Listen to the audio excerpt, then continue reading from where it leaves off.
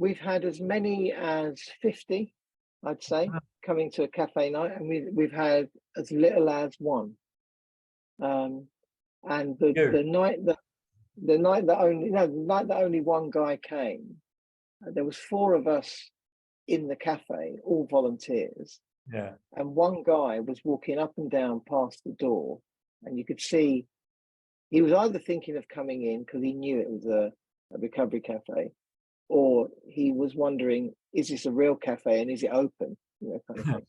But he came in, and he was an NA chair. He was a chair of an NA group. And he didn't realize he was the only one there because there were a few volunteers. But he really needed a bit of attention. He was struggling as the chair of an NA group. He'd been put up on a pedestal, but his life didn't reflect, in his mind, the pedestal that he was on, and he was really struggling, and he didn't know who to talk to. And he came into the cafe, and there were these people there willing to listen and talk to him and give him a bit of cake and give him some coffee and just chat to him.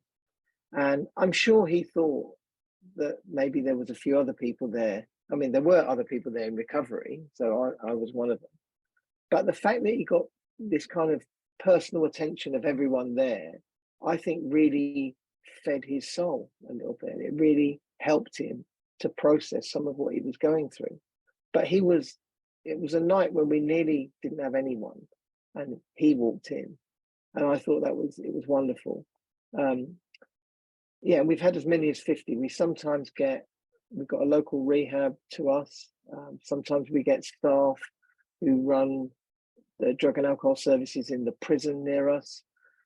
Sometimes we get families of people in active addiction who are seeking a bit of help. And sometimes we get people who are in recovery, they're doing well in their recovery, but they haven't got a job, or their housing's a bit insecure. And sometimes we just connect them to other people that might be able to help them that are in the cafe. And we had one guy turn up, and I remember he said, I think his name was Mike, I can't remember his name, but he said he had a problem. He was a problem drinker.